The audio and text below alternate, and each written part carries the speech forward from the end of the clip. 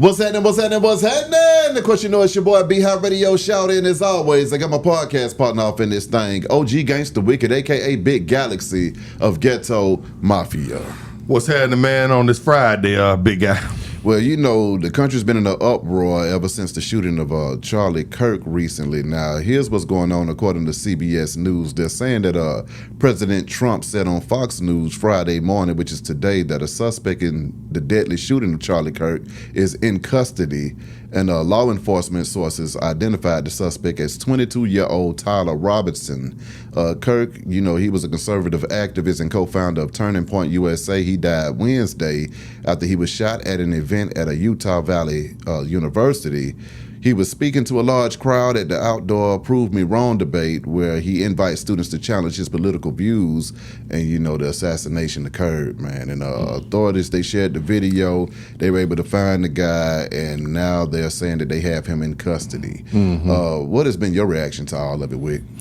Yeah, I saw a lot of the same videos that all you guys saw, where you know, he jumping off the building after it was over, and running, and running. And the first thing that I did see was that it was a white guy. And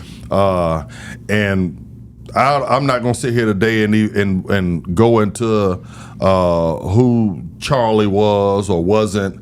I didn't follow him. I didn't know much about the guy. But one thing that I do want to talk to, I want to talk to my people, and I want to talk to those out there that feel the need, whether you black or you white, because we got black nicks out there too. That's what I call them. You know what I'm saying? That feel the need to try to drag us black folks into this situation. This situation was white on white crime. It happened in a state that has less than 1% black people in Utah. 99.9% of the crowd was white. And when I see on these news outlets that HBCUs are now being targeted, and they've had to miss classes, and high alert, police and everything outside of the schools and stuff, I'm thinking to myself, what in the hell does this have to do with us? It seems like that anything that happens, blame it on the black man. Some kind of way, let's bring the black people into this. Even in things that we have nothing to do with. We hadn't done the school shootings. We are not the ones that perpetrated this. Most assassinations of political assassinations are not black men. But some kind of way we always get tied into stuff, and people turn their attention on us and try to put us as the poster child for whatever act it was, to go after, to blame, and that's what that's what I'm upset about. This is not any of this is not any of my people's fault. We were not involved in this. This, from what I've been studying the last few days, this conservative movement that he was out here going to the colleges and preaching to, was a lot of the same rhetoric that this current administration is putting out now. He kind of fell along that lines. There are a lot of people saying that he was slightly different because he would open the door to debate and let you come in and kind of ask him questions, or he was open to debating you about issues, to the conversation. Yeah. So I think that's kind of where a lot of the younger people, they followed him. But with all that being said, my main issue and what I want to focus on is black people this morning should not be walking around in fear. should not be getting threats, should not be on campuses worried about a retaliation for anything, because this was not our fight and this was not our business. We had absolutely zero to do what happened on that Utah campus. This was white on white. These are white conservatives that are going against white, left white right, going against each other over different little nuances of their ideologies, and a lot of it doesn't include us at all anyway. See, that's the thing. See, once you have one side saying, "Oh no, this is how we should, the country should be run," then the other side says, "Oh no, this is how the country should be run," and now you get the bickering between the two over which one of their ideologies is right. But it has nothing to do with us. It's actually about us. Yeah, a lot of the things. You understand what I'm saying? No, I feel so.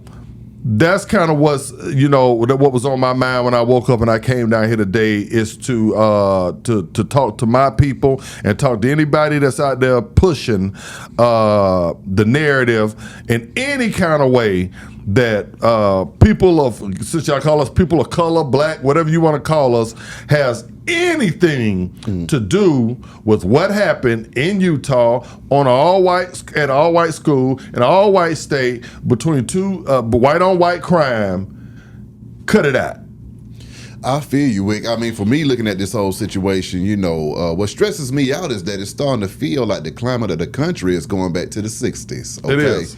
From having to deal with what the assassination attempt on Trump, and then this full assassination. I mean, it's like, okay, are we living in the 60s again? Because the snipers are back out, you know.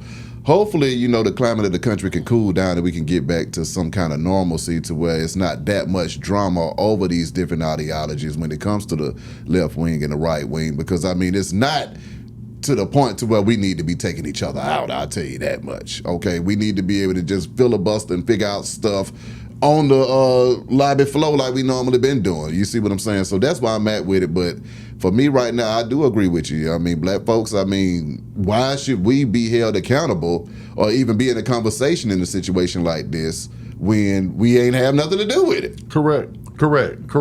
But as I told you, when all else fails, blame the black man. Let's reel him in some kind of way. Let's reel the black man into this. 1,000 miles away, minding our own business. I didn't see one black person at that gathering. Yeah.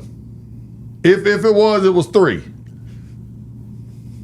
I didn't see hardly no Latino brothers at the gathering. Nah, I feel you. What I saw was white on white crime about different nuances of their ideologies and their power and control of who wants to run the country. And some kind of way, we wake up this morning, you work at a HBCU. We wake up this morning in the middle of the bullshit. It's too much, Wick. The whole thing is that shouldn't nobody have to worry about their safety based off of what's going on the other side of the country. Right. You see what I'm saying? And that's all I'm saying right there. We got to get it together, America. Right. We got to get it together and move forward. I mean, it's just the same thing that we got going on in Atlanta, across the world.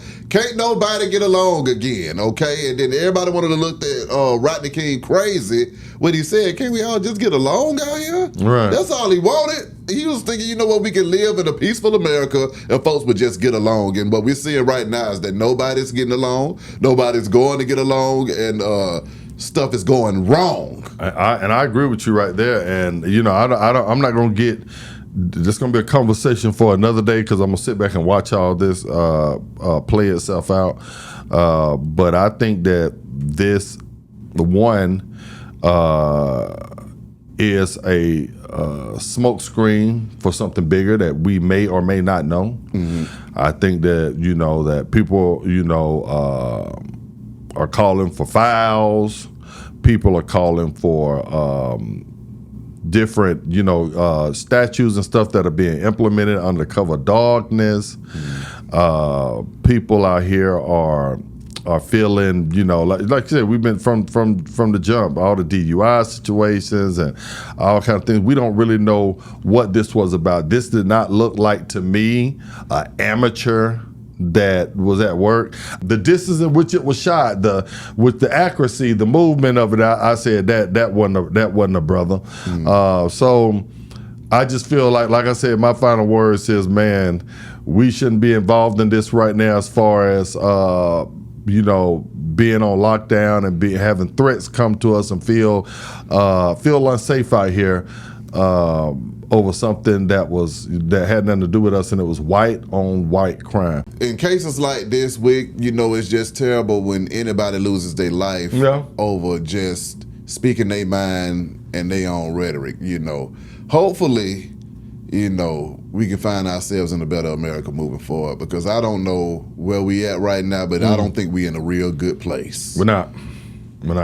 Y'all hit the comments, fam. Let us know how you feel about this. More on the way. Be High Radio. Shout at Big Galaxy.